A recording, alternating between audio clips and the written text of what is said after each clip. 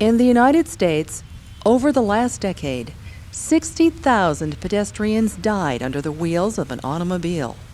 1 million pedestrians were injured. Join us for the next half hour as we take a look at Perils for Pedestrians. On this episode, we meet the Florida Pedestrian and Bicycle Coordinator. Then, we talk with the State Safe Routes to School Administrator. And finally, we learn about the Florida Crossing Guard Training Program. Stay tuned. We're in Tallahassee, Florida, talking with Dennis Scott, who's the State Pedestrian and Bicycle Coordinator. What does a Ped Bike Coordinator do? That's a really difficult question because it varies day to day. But generally speaking, I oversee a fairly significant program in Florida DOT. The Pedestrian Bicycle Program is housed in the Safety Office, probably because of the serious pedestrian and bicyclist crash problem we've had through the years. So we're well positioned to work on pedestrian safety issues in this bureaucratic location. As part of that program, I oversee the State Crossing Guard Program, the State Safe Routes to School Program, and the Florida Bicycle and Traffic Safety Education Program. And we also work with our roadway design office to develop and implement policies and standards to accommodate pedestrians on our highway system here in Florida.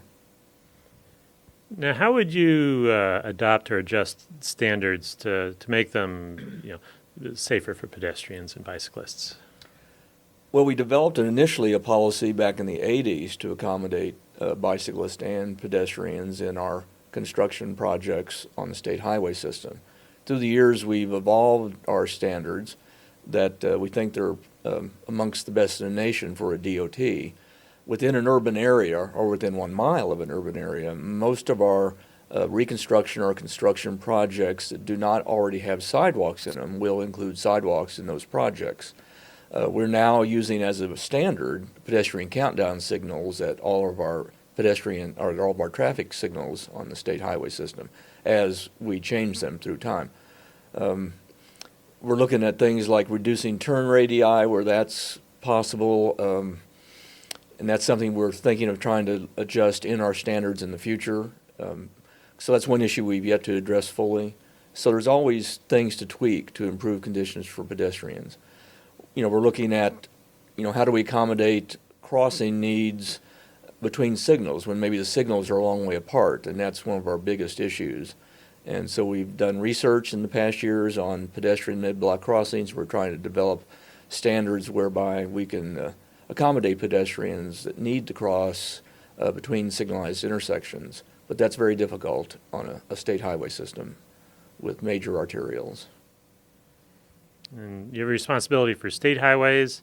Can you have any impact on all the roads that aren't state highways? Well, yes, we attempt to.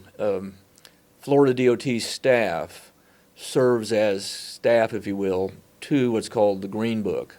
That's a short name for a very long name, but it's adopted by the local jurisdictions as their design standards for their local roadways. So cities and counties tend to use that standard as a guide for their projects. We have entered a chapter on bicycling and walking, and we tend to attempt to get the locals to agree, and they're overseeing this actual document, to accommodate pedestrians in the same way that we do on the state system. So we are getting those accommodations at the local level in many jurisdictions. Of course, some jurisdictions have adopted pedestrian-friendly standards a long time ago and have been doing, great for pedestrians. Others, not so much. So it continues to be a difference around the state in the level of accommodation on the local roadway system. You mentioned education. What sort of education programs have you had out there to make pedestrians, bicyclists, drivers all safer? Well, through the years, we've done quite a bit. The one long-standing program that we've funded out of this office is the Florida Traffic and Bicycle Safety Education Program. Its intent is to train adult trainers on how to teach children traffic safety through the grade schools mostly, but also middle schools, and we are also updating high school level curriculum. We fund this program to come out of the University of Florida, where a professor in one of the departments there goes around the state and trains trainers. Usually law enforcement or PE teachers tend to be the most stereotypical trainer that we train. And they take these programs out to, like I say, grade and middle schools mostly. We also fund through our 402 funds out of this office, our safety funds, a lot of different projects through the years. And for one that we've continually funded is the Pedestrian Safety Resource Center. And that's housed at the T-Square Center at the University of Florida. And local jurisdictions and other organizations can communicate with that office and get pedestrian safety training materials delivered from electronic DVDs to brochures. So that's another long-standing thing we've done to try to educate motorists and pedestrians and bicyclists how to more safely share the transportation system.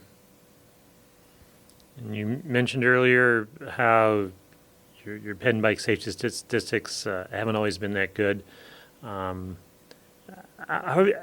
sort of progress have you been able to make so far? Are these things starting to pay off for you? Well, we believe so. There was a project that was funded by a number of parties, including DOT, to look at pedestrian safety and crashes in the Miami-Dade area some years ago. And a very comprehensive approach was taken with some engineering treatments, some education and enforcement efforts.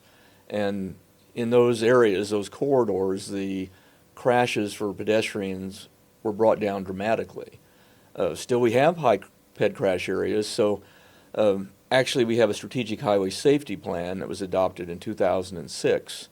It's got several focus areas, one of which is called vulnerable users.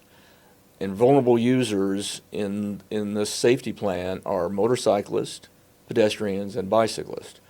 And so we've been working on an ongoing basis through the Strategic Highway Safety Plan and our partners in that plan on trying to bring down the numbers, and they're very high for all three of those vulnerable users within the state of Florida. Right now, we've been analyzing the pedestrian crashes pretty specifically, and we're finding that indeed we do have a very high pedestrian crash and fatality problem in Florida. We've always wondered, why is it so high in relation to even similar states? One thing we found is that we're only about 20% above the national average for pedestrian fatalities, and this is based strictly on population versus crashes, not on exposure data. We're only 20% higher during the daytime, but our pedestrian fatality rate over the nation is about twice as high at night. So apparently it's a very strongly nighttime problem. So we're trying to examine what can we do to counter that problem. Why do we have that problem? Some university researchers have concluded that a warm state like Florida probably has more people walking at night in the wintertime when there is more night, because it's much milder here than up north. So we believe that probably has an impact on our nighttime crash problem. You know, we need to work on conspicuity for pedestrians so that they're more visible, maybe look at areas with high crash locations that maybe a pedestrian level lighting could improve the safety figures in that specific location. Have you found that pedestrians are becoming included in transportation planning, that transportation planning is becoming truly multimodal, more so than it was perhaps a couple of decades ago? Well, that's pretty clearly evident. Right now, Florida DOT is working with partners to develop the next multimodal long-range transportation plan, and it's called the Florida Transportation Plan 2060. And this is the first time ever that this state, and maybe any other state as far as I know, are going 50 years out. But on the various teams being put together to work on this plan, there are pedestrian and bicyclist interests, and a number of people that see that we really need to, one, deal with our safety problems, so any transportation planning needs to take a look at that. But also there's a growing recognition that a lot of trips could be made intermodally by foot to transit or by foot or bicycle otherwise, because a lot of trips are short within an urban area. A huge percentage of trips are 1 mile or 2 miles or less, something readily accomplished by bicycle for the 2 mile and under 1 mile by foot. But we're looking at intermodal connections for the transit systems And I know our transit office is very concerned about the pedestrian access to the transit systems within the urban areas in Florida. So we continually work with the transit office to enhance our pedestrian connections and bicyclist connections to transit. We're in Tallahassee, Florida, talking with Pat Pirate, who's the state Safe Routes to School coordinator. What is a Safe Routes to School coordinator? Well, the Safety Lou program, which is the federal transportation bill, requires that every state have a Safe Routes to School coordinator. It created the federal funding for the Safe Routes to School program.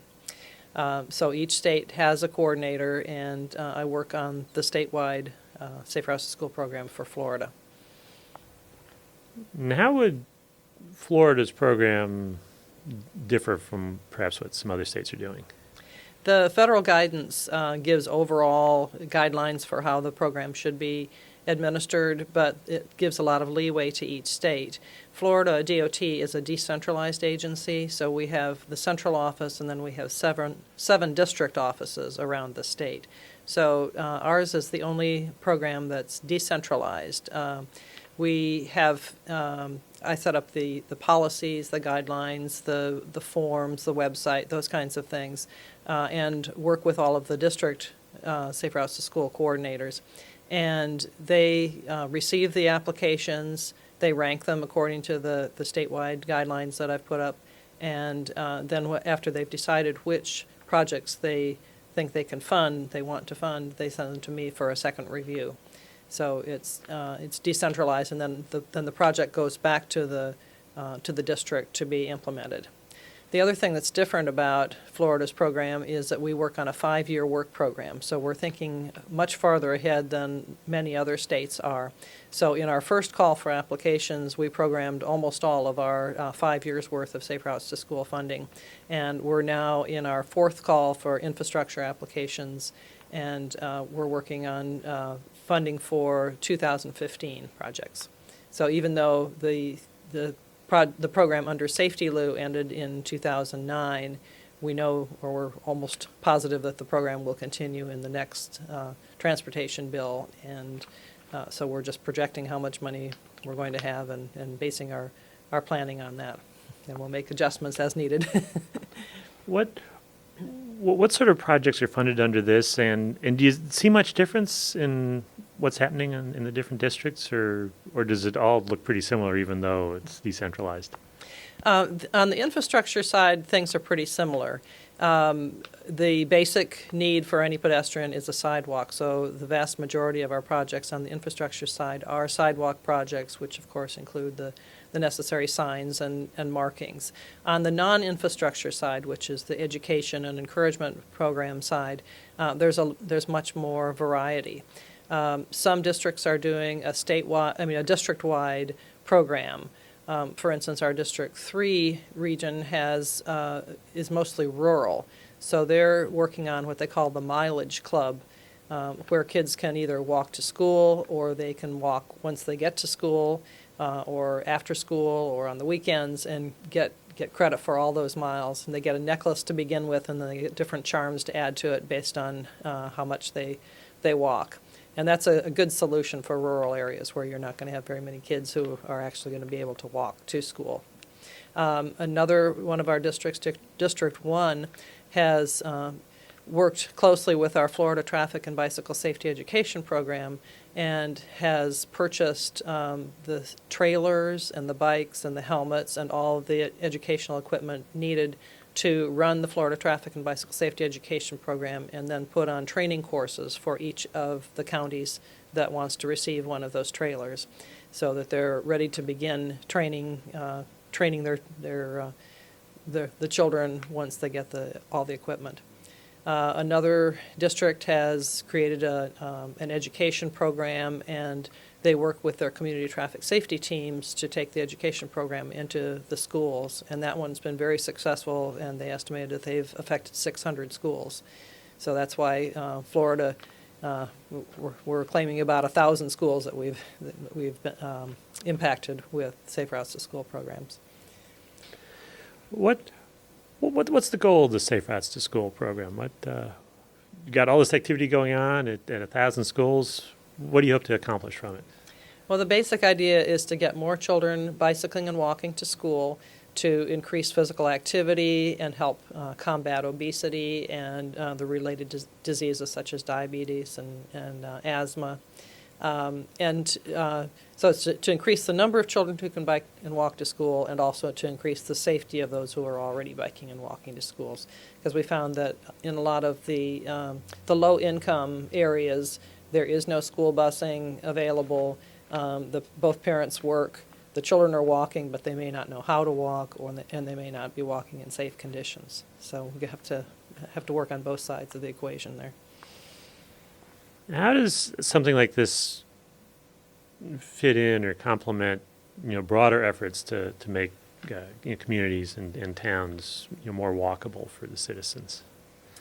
Well, it's very important to get children to be able to bike and walk to school. If there are crime issues or bullying issues, that will be something that will make it so it's hard for kids to bike and walk to school. But if the parents get involved and form walking school buses where they're walking with the children to school, that will help combat the crime and help them take back the whole community and make it more walkable for everybody. And Safe Routes to School, it's not just infrastructure, building sidewalks and crosswalks. There's a non-infrastructure portion to it. What's included in the infrastructure and the non-infrastructure parts, and how do those two separate parts work in your program? Okay. The infrastructure side is all of the engineering. It could be sidewalks, bike lanes, traffic engineering, things like that. And the non-infrastructure, in the federal guidelines, it includes 4 E's. It's education, encouragement, evaluation, and enforcement.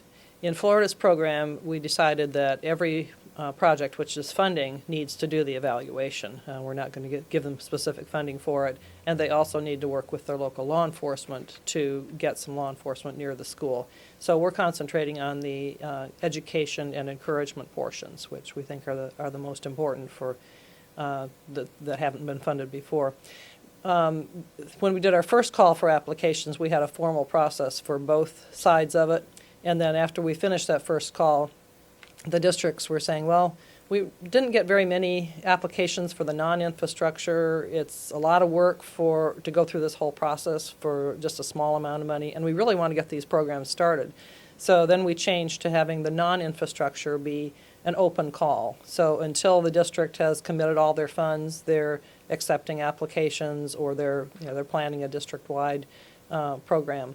But we do have a formal call for applications each year from late November to the end of April. And we've added a few requirements along the way. They now have to do the in-school travel survey, where they ask the kids to raise their hands and say how many bike to school, how many walk to school, how many came in a private car, how many came by school bus. So you get a baseline at the beginning, then you do the program or install the pedestrian facilities, and then you do it afterwards and see what the difference is. And then we've also required a local school-based Safe Routes to School committee, because we found that that's the best way to get everybody to really work together. The first round or two of applications, it was very obvious that it was like the engineer or the planner who was filling out the form saying, oh, here's a free sidewalk program. They'd fill out the form, then they'd take it to the school and they'd say, here, sign this, because you're the you're the official applicant. And we said, no, you have to be working together from the beginning, and you have to have a school-based committee that looks at all the issues, sees what your resources are and what you can solve on your own and what you really need to apply for Safe Routes to School funding for. And that's working much better. We're getting much more rounded applications. And on the application, we ask them, what have you done in each of the E's in the past, and what do you plan to do in the future? We're in Tallahassee, Florida, talking with Carol Pulley, who's the State Crossing Guard Program Administrator. What is the state crossing guard program? The state crossing guard program was started back in the early 90s to address a problem with injuries and crashes of children and fatalities. So what do you do to help out the crossing guards? What's going on there? Well, I train the trainers, which are mainly law enforcement agencies who oversee the school crossings and train the guards.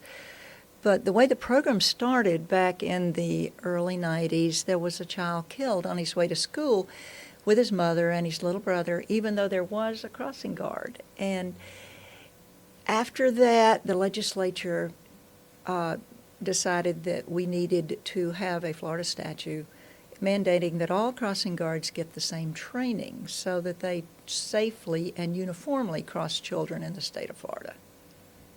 What sort of training does a crossing guard go through? I mean, what are you teaching the local law enforcement that's going to then go and teach the crossing guards? Okay, we really address a lot of things. We go over the pedestrian and bicycle and motorist laws so that they can teach the guards what it is they are enforcing, that motorists have a obligation or responsibility to stop for pedestrians in the crosswalk. Not all motorists know that, but guards are there to remind them of their responsibility. How long does it take to train first to train a trainer and then train the crossing guard? How much time are they going to spend in the training? Okay, the training for the trainer takes 2 days. The first day, we go over a lot of different things that they will need to relate to the guards, and it's all coursework in the classroom. And we do a little bit outside of practical training, which is really the important part of how you actually safely cross a child in a crosswalk. The second day, we walk through the training and then how you train the guards. So it takes a good bit of the time, and then we have a test on the classroom and on the practical training. So it takes 2 days. Yeah, I know when I first started this job, my husband said, 2 days? What do you tell them for 2 days on how to cross a child? But you would be surprised. There are a lot of things you need to know about overseeing school crossings. How do the crossing guard programs work in Florida? Are they through the local police departments, through the local schools? They're administered locally. Usually, I would say 80-something% or more of the agencies that I have online with the program are law enforcement agencies, police departments, and sheriff's offices. And they oversee their program locally. I maintain the database. We have a website, and enter each agency in their own account, and there they enter their guards and issue certificates and update. Then they go in and just change the date every time they retrain their guards every year. So it's mostly locally administered. I just train the trainers and oversee the website and the program. And I believe you mentioned retraining the trainers to people have to get refreshers on a regular basis?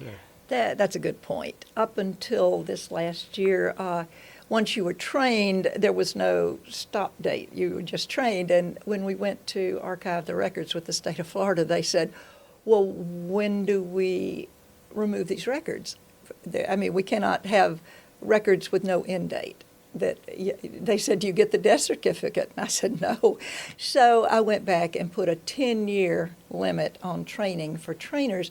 After 10 years, they have to go back and take a refresher course or take the 2-day course over before they can keep training guards. How does Florida compare with other states? Do a lot of places have this sort of statewide train the trainers going on with their crossing guard programs?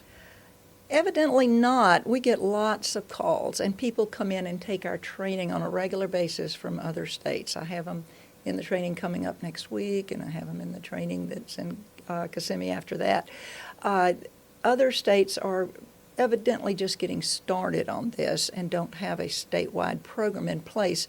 So they come and take our training. And you have a Safe Routes to School program that's trying to get children to walk to school. And you have a crossing guard program. I would think crossing guards and getting children to walk to school would tend to fit together, to work together. Do